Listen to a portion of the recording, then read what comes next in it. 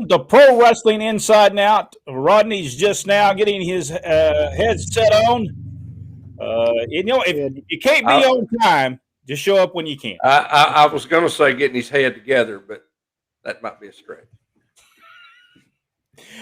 Here we are. I am Brent West along with Jack Lord and Rodney West, and we are going to be talking top 100 wrestlers. We're at 88 and 87 tonight. No.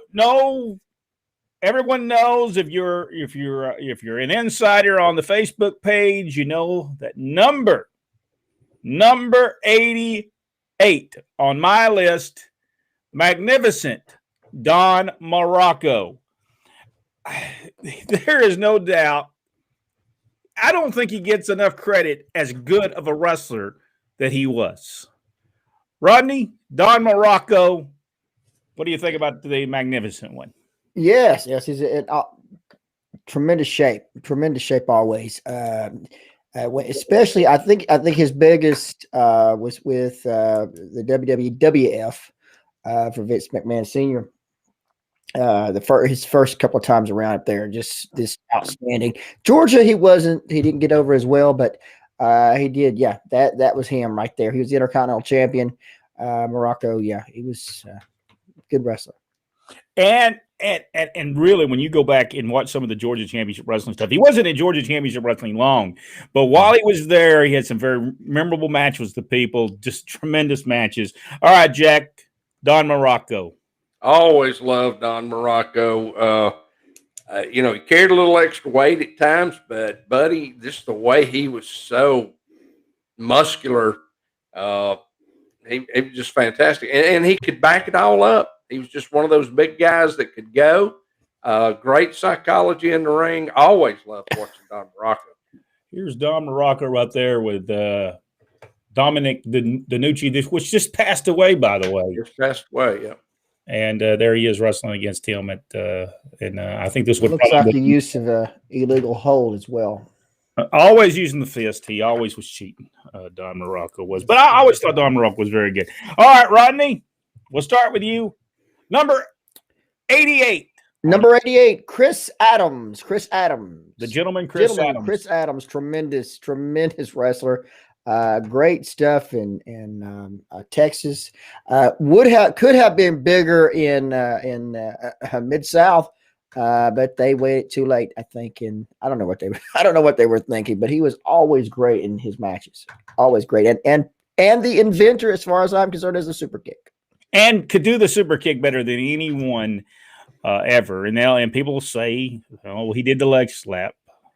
But you know what? Most of the time, he didn't have to, because he really took the guy off half the time when he hit him with with that super kick. Gentleman, Chris Adams. And it's sad, though, how his life ended. But we'll have to do a story on Chris Adams. It was very sad story. But gentleman, Chris Adams, Jack. Oh, I always loved watching Chris. He had a run as booker in Dallas for a while too, and this great influence on the industry. I wish that he had gotten on the bigger stage. I think his talent was enough to have carried him there. Yeah, he was tremendous wrestler and trained so many greats. Steve Austin being one of them. And we know where Steve Austin ended up at. All right, Jack, number 88. On your list. Number 88. I went way back. Argentina Apollo. Apollo. Yes. I don't think I ever watched him wrestle.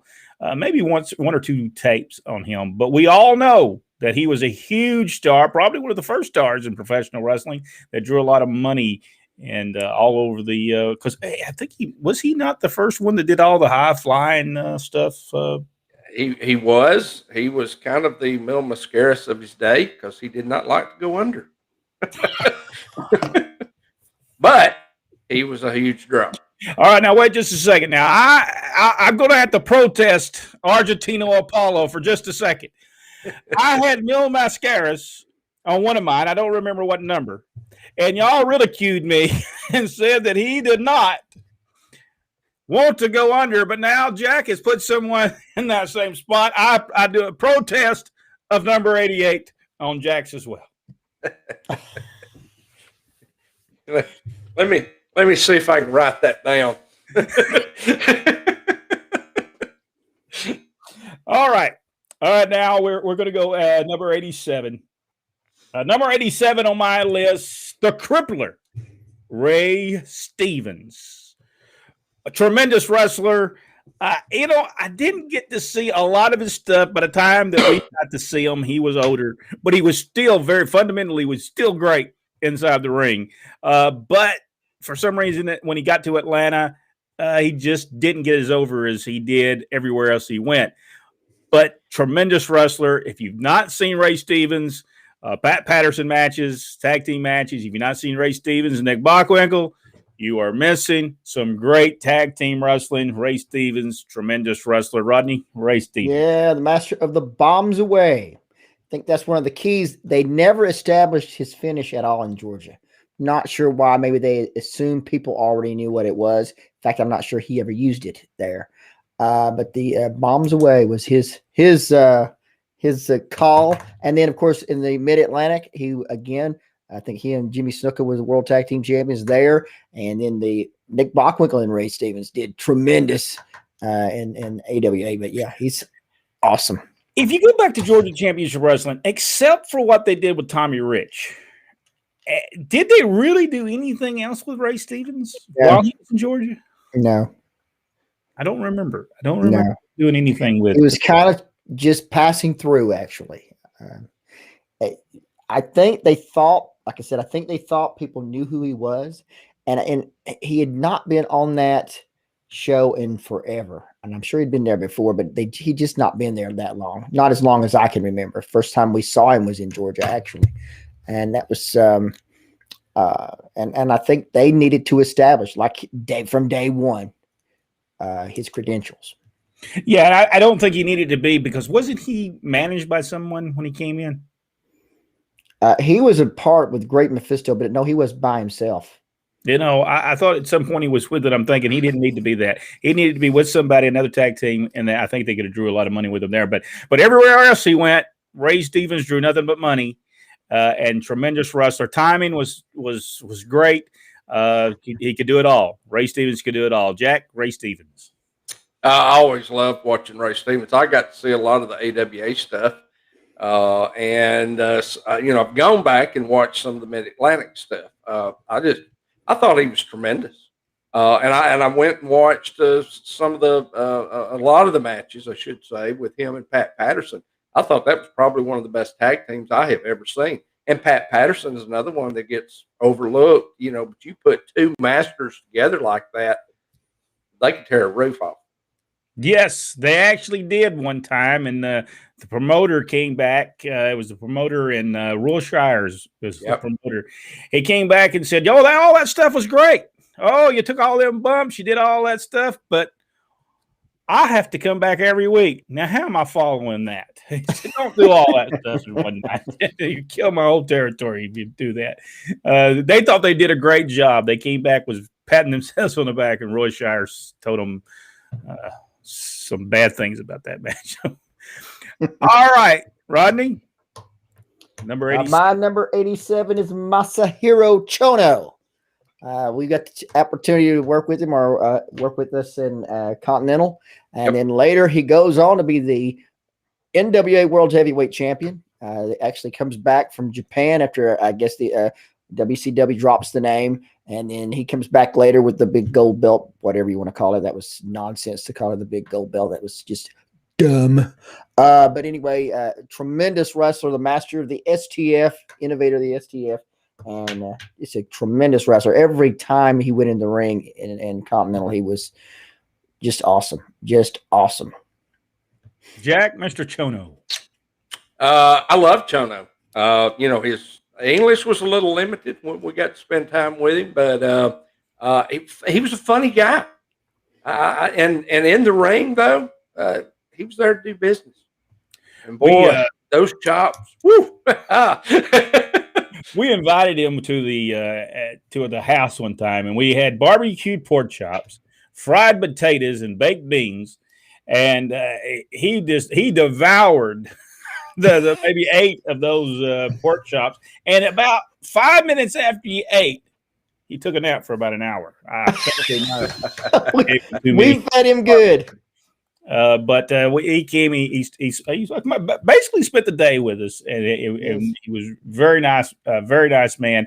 And I believe, if I'm not mistaken, did he not marry Anoki or Baba's daughter? One of the two. I thought Tenro did that, but I'm not not sure. both of them. I don't think that happened. But one of the two, that he married one of them. It's very. I don't know. I can't remember. Maybe somebody will know. Maybe somebody will know that. But Mr. Chono, it was great. I've got some photographs of Chono being managed by Mr. Martin, and I think I have put them on. I think I have put them on Facebook. I'm not for sure, but I believe I have. But the tremendous pictures that was took by a Japanese photographer that was spending the week as well in Continental Championship Wrestling, because that's what they did. They just sent back then they would send the Japanese wrestlers. They would send them for to work for 3 or 4 months so they could kind of get the American style. Hey, wait a minute now. Wait a minute. Somebody was coming in on the screen. Was she going to talk about Chono? She can't even hear. So she I just seen her sneak in. Come here. She was sneaking in on the. We can't just have somebody sneak in. You got to at least come. You got to wave. All right, there you go. We wanted to say hello. Jack, number 87 on your list. Number 87, Jimmy Valiant. Yeah, I like Jimmy Valiant. Jimmy Valiant, to me, though, before he was the Boogie Woogie Man, I enjoyed better than I liked the Boogie Woogie Man. Now, don't get me wrong. I'm not saying the Boogie Woogie Man went over, because he was over. We went to towns, and at that point, we learned a little lesson, and I think we did it later on, but Jimmy Valiant would get beat down. And as he was getting beat down and he would sell, they would turn the music on, Boy from New York City, and he would make his comeback, and the people would go nuts. We stole that at some point and used that later on in the years. But tremendous, and I think was it Wilmington, North Carolina, I believe, where we was at when we saw that. Mm-hmm. Tremendous. Did they do that, Jack, when you sing Jimmy Valiant? Yeah, they did. It was tremendous, way before its time back in those days that to be able to do that, but tremendous. And but he was over. He was over. But when you go back and look at his stuff that he did prior to it, some of the stuff that he did in Memphis, tremendous stuff. Whether he was against Jerry Lawler or teaming with Jerry Lawler, it's just great stuff with Jimmy Valiant. Deserves to be in a top 110. I believe he just retired, didn't he, Jack, from in-ring competition? How old is Jimmy Valiant? 80, I think. 80 years old, and we're still in there wrestling. Jimmy Valiant, the Boogie Woogie. Does he still train wrestlers? He's still got his training school. There you go. So, and if you want to be trained by the best, a guy that knows it all, go see Jimmy Valiant. He understands the wrestling business from top to bottom. All right, are y'all ready to go to the insiders? Yes.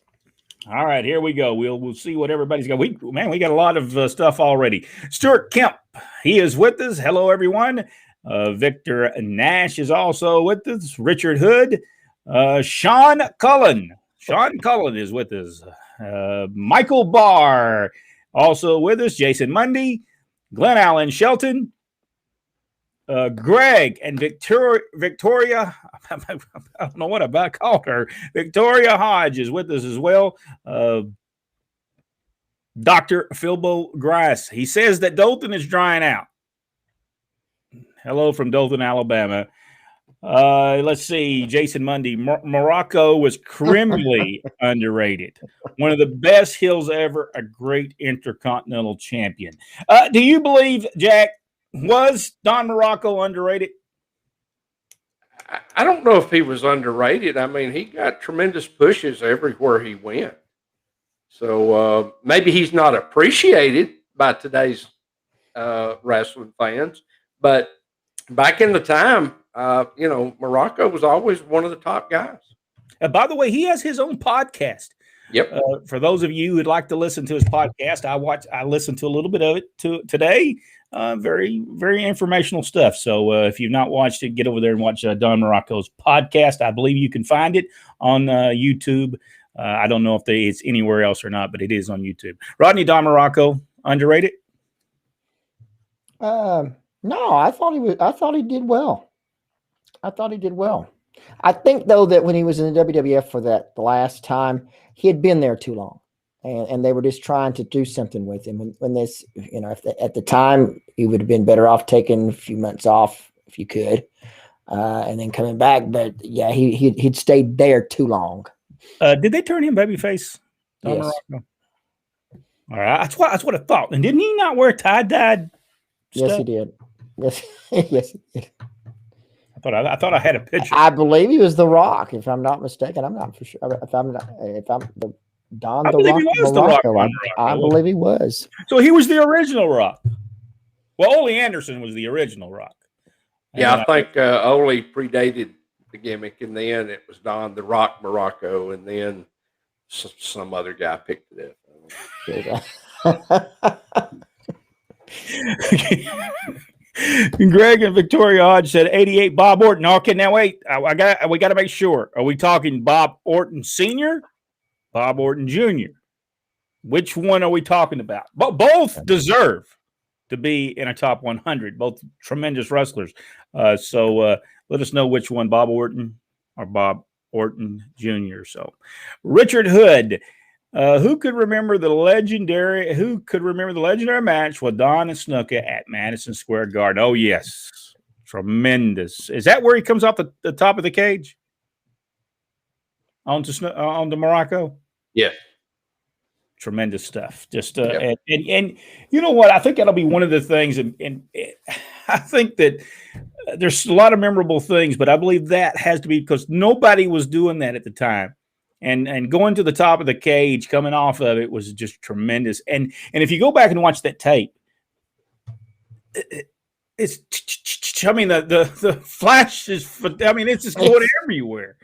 And people taking those photographs of him coming off that. So there's got to at least be about 18 to 20,000 of those photographs somewhere out there of him coming off that top rope. So, no, not top rope, but top of the cage. Yeah, great match. Mickey Mayfield. Hello, fellow swimmers. My 88 is Abdullah the Butcher for his drawing power and unique style. I'll give Abdullah the Butcher that. Threw a lot of money everywhere he went just because of that. Rodney? Yes, tremendous. Absolutely tremendous. And you're right. Everywhere he went, if it was in Australia, he did great in Puerto Rico, did great in Japan, Georgia. Anywhere he went. The only flop I think it was Dothan, which I believe Charlie Platt tells us about. They tried to bring Abdullah to Dothan, and it didn't work out. Jack Abdullah the Butcher. I love Abby. I think he's a great guy, and I pointed this out in, I think the Mid-South group had a question about him. Abby was great in short bursts. He was an attraction.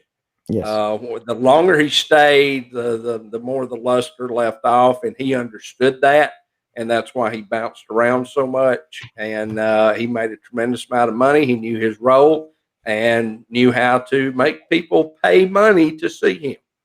Yeah. I had no doubt. He was one of the best. Rita Cantrell is with us. Good evening. I hope all is well.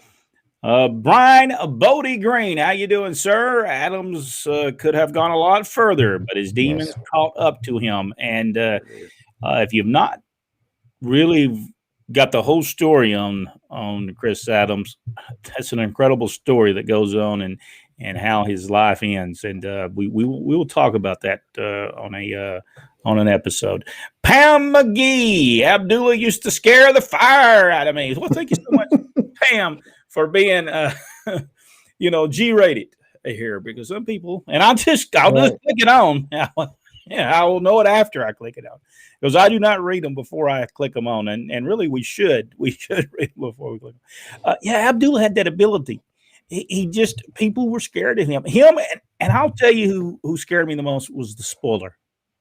There's just something about his presence that would scare me. It was the claw. I think it was the claw. It was the combination of that mask and the claw. He was just a big old man too. It's just huge. But now we did think when the superstar came in, we thought it was the spoiler. So, they were kind of similar in the way they even worked. Richard Hood said Phil Hickerson, number 87. I'll give old Phil, because see, a lot of people won't know who Phil Hickerson is. But Phil Hickerson was such a great wrestler. Him and Dennis Condrey made a great tag team, the Bicentennial Kings or something like that. Now, I can't even get it out. Bicentennial. Bicentennial. Thank you so much. I appreciate that. I knew it was something similar to that. Tremendous tag team. Jack, Phil Hickerson. I thought Phil was great. I didn't get to see a whole lot of his stuff, and I always wanted to work on some cards, get to meet him. It just never did work out, though. But a great talent. Rodney, Phil Hickerson. Yeah, Phil Hickerson on my list. I had him back, I think at 80. I had him at Phil Hickerson. I had him at 89. Just tremendous wrestler, and for a big man, he could move. Let me tell you. And I'll tell you, there was nobody better. Early, right in the mid 70s through the 80s, no better than Phil Hickerson. He was drawn all over Tennessee, Kentucky. Kevin Penley is number 88. Jake Roberts. I give Jake Roberts. Jake, the psychology is what made it so great with Jake Roberts. Not that Jake did just a lot of stuff, but what he did do was so believable that it got over. And that DDT, them people could not, and we were there, we seen it. Yes. Them people could be sitting, not making one sound, not one sound. He could be boring them to death. And when he would hit the guy with the clothesline, the people would stand. And when he hit them with that DDT, they would go crazy. Jake knew what he was doing. He understood what he was doing, and he knew I'm gonna have them way down here, and they're not even gonna make a noise until I hit. It didn't matter who he put the DDT on; it was the same reaction. Yes, same reaction. Jake Roberts, he deserves to be there, no doubt. And if they'll listen to him in A&E, wait a minute, what is it called again? AEW. Sorry, AEW. All Elite Wrestling. I always get that. I want them to change their. That's just hard to say. Well, my autocorrect for the longest would just correct it to all AW. Kevin Penley, superstar Billy Graham. Yes, yeah. and again, here's a man that could on the mic was tremendous. Yep. I don't know that Billy Graham was the greatest wrestler in the world, but he was the greatest. He was one of the greatest attractions in the world. He had the ability. He looked like a star, and people wanted to pay money to come see him. Jack, what do you think about superstar Billy Graham? Evan Ginsberg made a statement yesterday on his Facebook page or somebody's page. He said that he was a jaded New Yorker, and nobody pays attention to anybody. But if superstar Billy Graham was on the streets of New York, everybody stopped and looked at the superstar. So, he had such a magnetism about him. Like to say, he wasn't the greatest wrestler. Didn't have to be. What he did great. You wasn't going to get on the mat stuff from him. It was showmanship. Nothing wrong with that because it sold tickets in a huge way. Yep. Rodney, Billy Graham. Another one that people patterned themselves after. He was one of those groundbreakers. Hulk Hogan and Austin Idol they owe him a lot of money. I'll just tell you right now. I think Dusty borrowed a few things. Yes, I think he did as well. Dusty also borrowed from Thunderbolt Patterson.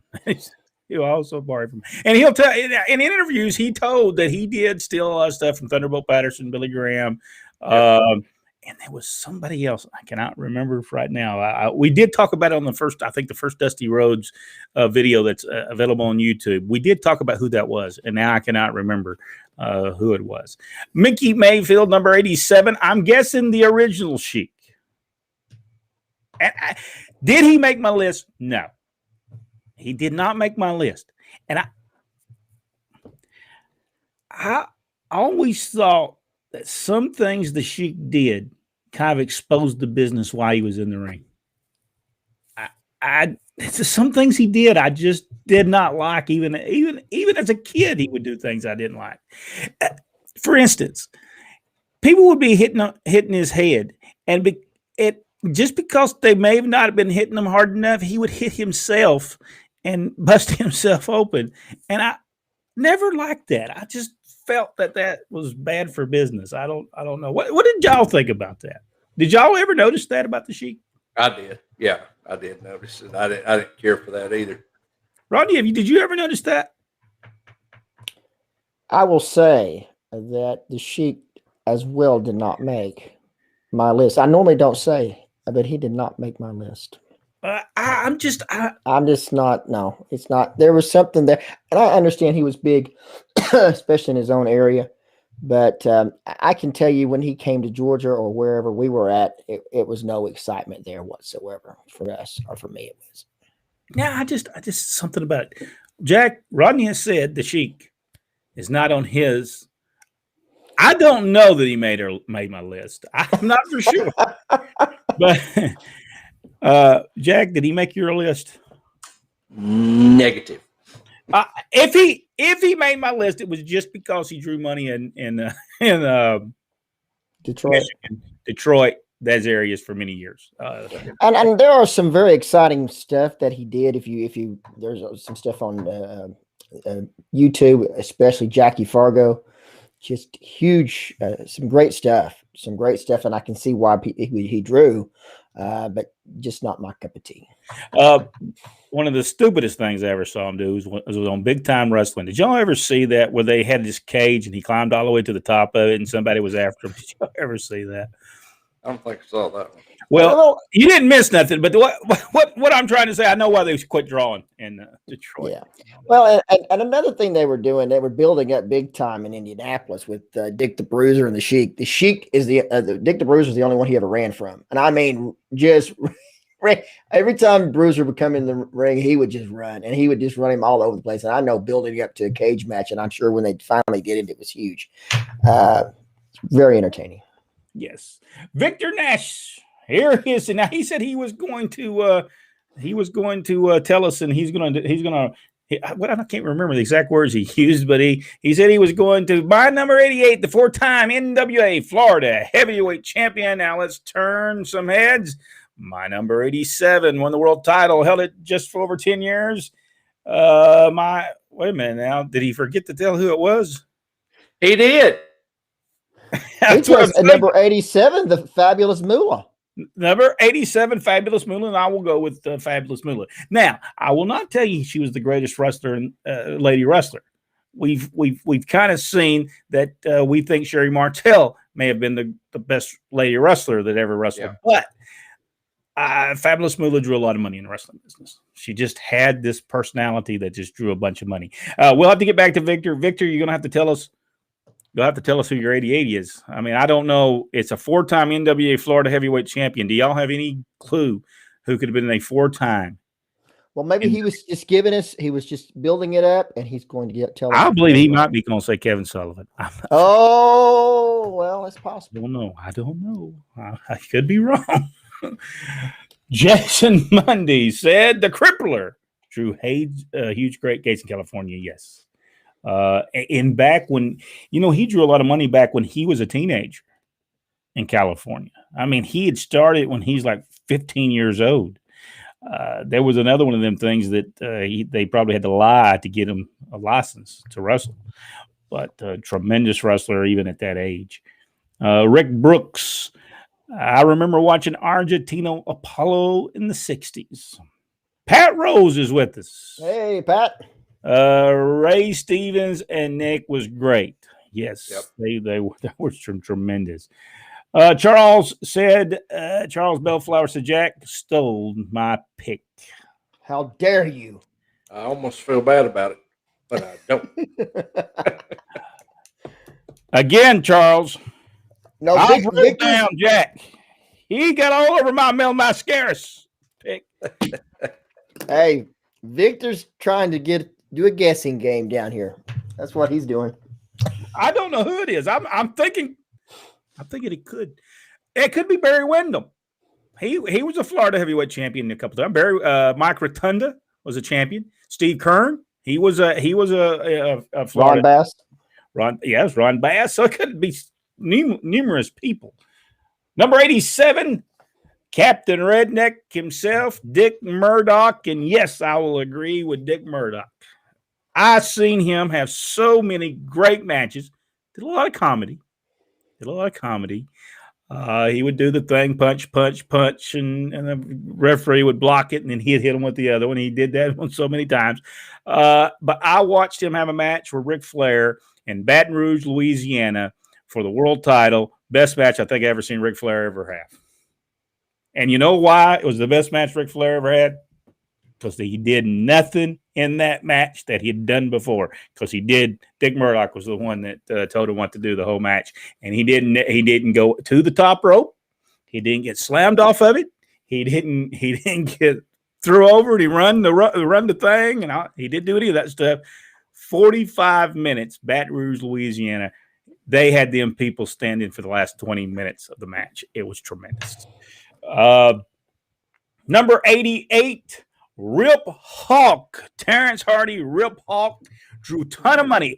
I do want to say, and I'm going to talk about this very quickly, and then I think on another episode we're going to talk about this, how wrestlers were paid back in the territory days, and how the breakdown was. We had somebody on our YouTube channel say that Ric Flair did not make $1,000 a week when he first got to the Carolinas. And I tried to explain to the guy that Rip Hawk, Sweet Hansen were a tag team at the time. Sweet Hansen either had a heart attack or he got sick and he was unable to wrestle. So when Ric Flair came in, they put him directly with Rip Hawk. Rip Hawk was the booker, so they put him directly with him. So yes, Ric Flair would have made $1,000 or more a week by being the partner of Rip Hawk, because he was in the main event. Even though it might have been his rookie year, he still made that money. And we'll try to explain it, the breakdown and how he made that and why he made it. Because there was a pay scale back in the territory days. And it usually was 30% of the gate after taxes. And then they broke it down in a certain way. And we'll break that down, how he would have made $1,000 or more. Charlotte territory, big towns, by the way, and even back then they were doing $15,000, $20,000 gates, and that was in the 1970s. They had huge buildings. So we will explain that. The guy still didn't believe me. He still didn't believe me, and I tried to explain in 1973 our father Ron West was working for there and was making $500 to $700 a week himself, and he was a referee. So there's no telling what the guys on the main event was making. Probably more than $1,000 a week. Don Wiggins said, hello, Jack. Michael Barr. Let's see. Why would anyone place Mickey Dole? Where would anyone place Mickey Dole, the California hippie? I don't think I ever saw him wrestle, Jack. I never saw him wrestle either. And again, he was one of those guys in the Gulf Coast, Mississippi area primarily. So, it's hard to make a determination on somebody that stayed in such a small area. Yeah, I never saw him. Rodney, did you ever see him? I don't think I did. By the way, I'm sure he was great. Yeah, Mike Boyette also. And that was the one Michael Hayes patterned himself after. So if you ever like the makeup that he does later on as the Freebirds with Jimmy Garvin, they actually took that from the California hippies. If you go back and look at their picture and then look at the Freebirds, and I'm not talking about Jimmy Garvin and where they put the eye makeup and all that stuff on, They were basically the California hippies from the Gulf Coast days. James Lee, definitely Dick Steinborn on the top 100. Well, I think we all agree with that. Tremendous wrestler. Replying to Mickey Mayfield, he was replying. He said, "That's okay. Jack will share with you at the discounted rates." So that's. Rick Brooks, I believe Chris Adams also worked the Pacific Northwest Territory. I think that may be where he started. I'm not for sure. I know he was in California because Adrian Street was there when he was there.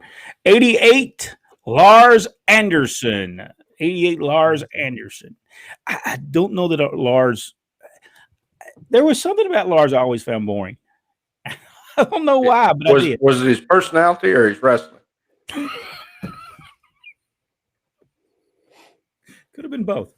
Yeah. I just something about Lars. I loved Ole and Gene, but there was something about Lars I just couldn't. How about y'all, Rodney? I mean, we know what Jack said. What about you, Lars Anderson? Lars, for me, has nothing to do about his ring ability or his ability to just talk. He did run what we call opposition in Georgia, so that taints his career to me. So that has a negative. When I think of Lars Anderson, I think negatively of him because of that, even to the point where he did decent stuff in Hawaii. Well, somewhat. Kevin Sullivan was involved, but yeah, when I think of he was a great wrestler, and then before he wrestled with Thunderbolt Patterson, it was decent in Georgia. But like I said, once he did the run the opposition to Georgia, whenever he did it just turned me sour on him. But did he not come back to Georgia and wrestle after he ran opposition? He did with that would have been when Ole turned and with the Assassins and against Ivan Koloff and Ivan Koloff and Alexis Smirnoff. But by that time, it was too late. There's matches were horrible. Yeah. Oh gosh, I watched some stinkers. Ole Anderson, Lars Anderson matches were stinkers. They just stunk up the whole place. That is where my assessment of him comes from, because that's the only times I saw him live. Man, the match was bad. You know, the stench was coming from the ring so badly that people were just walking out while the matches were going on. Those things were horrible. They kept looking up underneath the ring, thinking, "Who let their dog in?" It took me a while to get that one, but I get it now. I got two wrestling questions. If Mass Superstar hadn't got over to Georgia, Mid-Atlantic, would he have been a mid-card wrestler? And for Jack, why do you think Mike Jackson never turned heel? Mike Jackson never turned heel because he was not giving up that gimmick sale money, period. That's right. Okay. All right, what about Mass Superstar? Mass Superstar, I don't even know if Marvel's got this new series out called What If, and I can't even imagine a what if scenario where Bill Eadie didn't get over. I mean, the man was just so good. He was an upper tier guy everywhere he went. Yeah, I agree with that, Rodney. Yeah, he was going to be a star. Never would have been a mid-card wrestler. He was going to be a star. He is big. He is a big man, the Superstar was, and tremendously gifted. Did well as one of the Mongols. He was going to be a star no matter where he went. It didn't matter about Georgia or Mid-Atlantic. Number 87, Don Fargo, Brian Bodie Green, Don Fargo. Yeah. I will go with that. I don't think Don Fargo was. I think Jackie was the better of the wrestlers. I thought he was much better as far as a professional wrestler, but Don Fargo had the look at the time that no one else was really having, and I think they called him. I think Lance Russell called him the Popeye of professional wrestling for a while there. Tremendous, Don Fargo, tremendous, such a legend in the wrestling business, and drew a lot of money. He knew psychology. That was the one thing that he did. Good old days, 70s wrestling. Steve Wishner. Number 87, he talks about Terrence Hart. He says superstar Billy Graham. Steve says Mighty Igor was his favorite. That little salami he would have when he was. Right. He had the pet duck, didn't he? I think he did have a pet. Yeah. Yes. Yeah, I like Mighty Igor. He would not make my top 100, but a great character, and it wasn't bad. It wasn't a bad wrestler. If you go back and watch him, he was not a bad wrestler. He's just a big old burly guy. Man, he was good. Number 87, Charles, Buddy Landell. I think we all agree, Buddy Landell, tremendous. He was his own worst enemy. But man, if he would have been world heavyweight champion. I truly believe they would have put the world title on Buddy Landell. He was that good. He could do it all. He was, and he even showed whether he was a heel or a babyface. He could do it either way, and he could do the interview either way. And if you go back and look at some of the stuff he did in Smoky Mountain, he was so good at doing the interviews that just would get him over. Richard Hood, Tiger Jet Singh. Is that how you say it? Tiger Jeet Singh. Number 80. I don't think I ever seen him wrestle. He was primarily Canada. Yeah, and he worked in Japan because I saw a match with him from Japan. Yeah, I'm not for sure ever. Michael Barr, one of my top stars from here in the Wild Grants, the Mongolian Stomper. Yes, he was tremendous in the ring. He didn't do a lot, but what he did, you remembered. It was just that good. At number 86, Pat McGee says Rocky Johnson. Yes, good choice. Yeah, Rocky Johnson. He was tremendous. And by the way, if you've not watched Young Rock, you will enjoy it. You will enjoy the Young Rock. You need to get away now. We understand the Junkyard Dog wasn't working for Polynesian Pro Wrestler at the time, but just overlook that. Just overlook that he was not there at the time. And there was some other wrestlers that wasn't there at the time, like Randy said. It's a fictional story based on real life situations. So they took a lot of liberties with it, but the way they present the characters has been so spot on. Oh yeah, tremendous stuff. Got hard as well. I think people will enjoy it. If you've not watched it, I don't know if it's available on Hulu or I'm not for sure, but I know it's not being played right now. I think we already got his, didn't we? Oh, my number 8, the 44-time NWA Florida Heavyweight Champion, Dory Funk. Now let's turn some heads, and he says 87. Won the world title 1956. Held it for just over 10 years. My number 87, the Fabulous Moolah. I think she held that title longer than that, didn't she? Yeah, for a long time.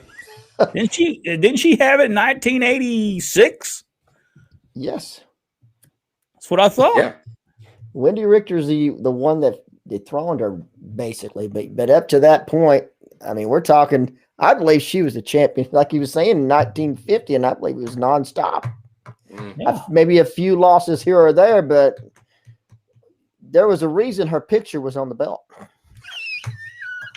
Well, by the way, she bought that belt herself. Right.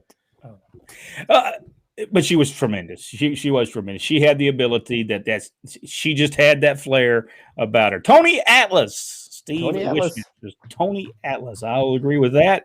By the way, Michael Barr said hello to Ava. Thank you. There you go. Kevin Penley. I thought Luthez invented the STF and trained Chono. I don't. He was one of his trainers. Stu Hart was his initial trainer, and then Luthez, Antonio Inoki, and a couple other of the Japanese guys over there. So is Antonio Chono, by the way, side note, was actually born in Washington, the state of Washington. Steve-O. Now that's a name from the past that most people don't talk about. Yeah. Tremendous professional wrestler. Number 85. He didn't make my top 100 list, but Steve-O deserved it. He was so good in the ring. So smooth in the ring. He was great. Like ZZ2. Who's ZZ? ZZ Top? Instead of he says he says it at the thing, ZZ Top. I didn't even know they wrestled. Number 86, Nelson Royal. Yes, Nelson Royal. I never thought about him when I was doing my top 100. But, man, he was tremendous in the wrestling ring. And we'll go through some of these real quick because we're going to run out of time, so we won't give a lot of commentary on it. Bill Dundee, number 84. Bill Dundee was way up on. Let's see. Is Bruce? Who's that guy's name? Bruce Rodney and Jim Rodney's list, or may not be on Rodney's. May or may not be. No. Well, I can tell you, neither one of them, especially Jim Wilson, made my list.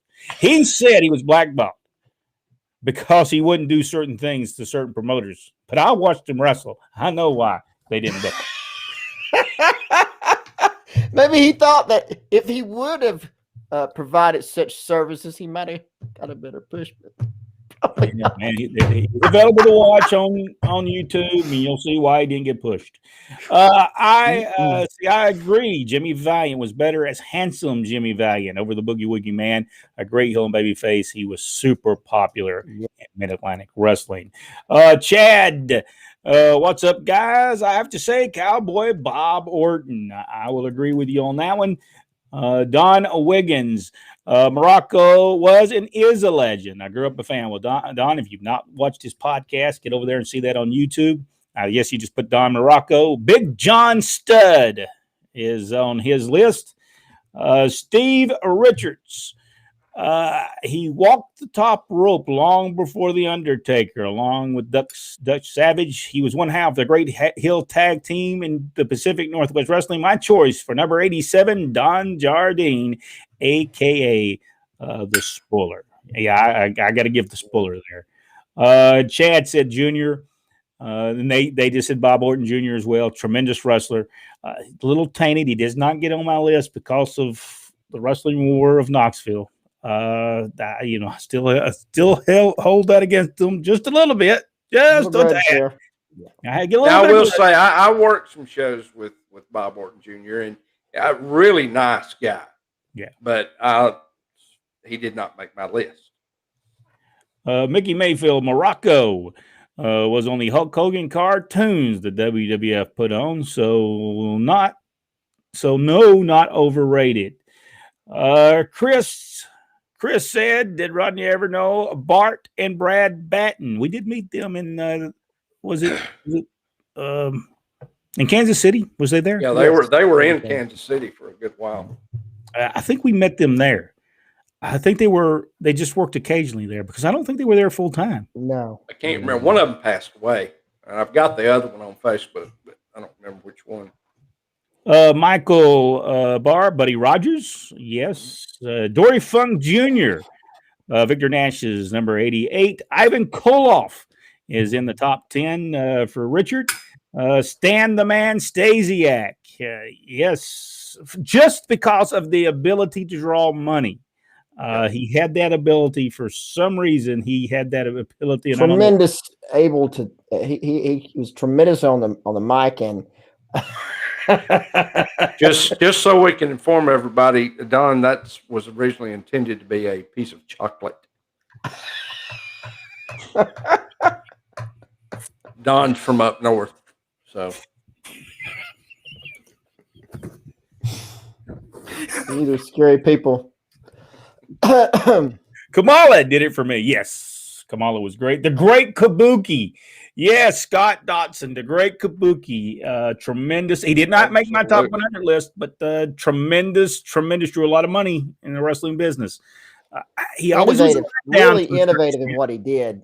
Those karate kicks, and of course, Steve-O knows them well. That's how Steve-O got hurt. Yeah, he got the karate kick and took his hand, broke his hand. Bobo Brazil. Bobo Brazil was further on my list, up on my list, but he deserves to be there. Jake the Snake was calculating in the ring. Yes, he was. Yes. SD Jones, Special Delivery Jones from Alan Swartz. Yes, I always liked him. Iron Mike Sharp. Alan. If he could have ever recovered from that arm injury, there's no telling what he could have done. I'm sure his personality was stuck down in that cast. I will go with SD Jones, but I don't know if I can go with Iron Shark. Even though he was a great utility person, he just had no personality whatsoever. Danny Hodge, number 20. Was he the one that got on like 285 in Atlanta and just drove around and around and around and missed the town? Yes, he was. Special delivery. Let me see if I can throw these people down. Whoa, real quick so we get everybody in.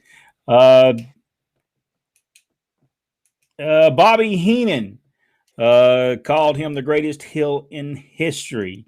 about Ray Stevens. I guess Ray Stevens. Glenn Allen Shelton said she got me introduced to wrestling in 1969, but he would be in his 30s. Haystacks Calhoun, Steve Wisner, heaviest 101 pounds. Always like to see him.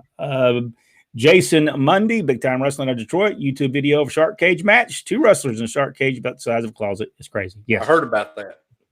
Yeah. You don't want to see that.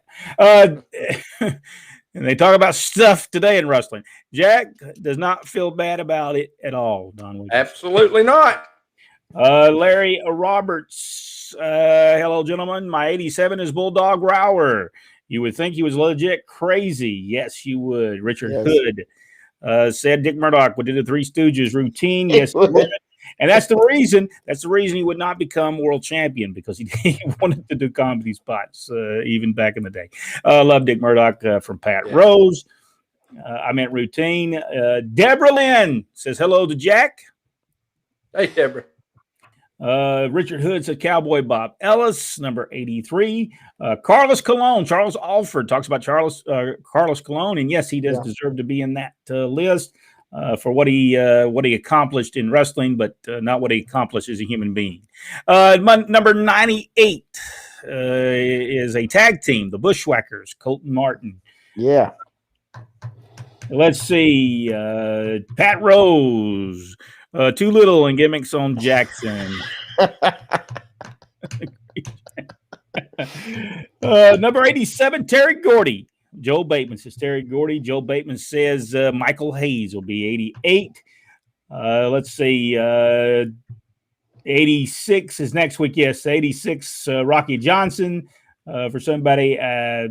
Number 85, Al Snow. Somebody said Al Snow. We talked about Hacksaw Jim Duggan. What number is Buzz Sawyer? I don't know that Buzz Sawyer made my list. I'm not for sure. I'm not for sure. Superfly Jimmy Snuka. Yep. Coco Beware. Xavier. How did you say that name? Xavier? Xavier McCaskey. All right. Victor always tells us, because we always forget this, folks. As you can see, it's not about the money, or we plug it in all the time. Jack, if you could just tell everybody how to get to if you want to be a supporter. Yeah, right there at the top of the Facebook page, there's a button that runs all the way across. Says Become a Supporter. $2.99 a month. You get to go behind the scenes with a lot of the stuff that we tape after our live broadcast. We go into a different studio. Same look, by the way. Same interaction if you're a member here. So you guys get on board weeks before that stuff ever hits YouTube. Y'all get to participate and, hear all this stuff firsthand. So join us. Plus, coming soon, you will be able to see a lot of footage from Championship Wrestling before it hits YouTube as well. So be a good reason to get your sign up for it. And don't forget, that is Friday, October the 8th, Lafayette, Georgia, Rec Center. Start time will be 7:30. And I'm telling you, I don't care how many times Nick Gillis said this. This is the greatest card ever signed. That's right. It is a great card. And it really is. It really is. A great wrestler. Brent froze up. Oh, Rick Brooks said it was the Sheik who called. It was the Sheik that Bobby Heenan called the greatest heel in history. I agree that he was a great heel. I'm just saying I didn't like it when he would do that. I just felt that was so bad. I would have probably said, "Listen, I ain't bringing you back. I'm sorry. I can't bring you back for that." But you got to remember, Ole Anderson probably would have told him that. What in there? You know how Ole was. He had a custom and asked him what he was doing. All right. Thank y'all so much. If you're a supporter, this is what we're going to be looking at tonight. If you're a supporter, we're going to look at this program, this magazine right here. American Dream Dusty Rhodes on it and Harley Race. And we'll be looking through this coming up in just a moment. Thank y'all so much. We'll see everyone on Monday night. What we're going to talk about, I don't know yet, but we know Tuesday we'll be returning with 86. And you think we should go ahead and do 85 next week, guys? Yeah. We'll do two. We'll do 80. We'll do 85, 86 next week right here on Pro Wrestling Inside Out. Thank y'all so much for being a part of the show. We certainly do appreciate it. If you've not went to livechampionshipwrestling.com as well, you can go there and it'll tell you a little bit more about our show coming to Lafayette on October 8th. Thank y'all so much, and we'll see everyone next week right here on Pro Wrestling Inside Now.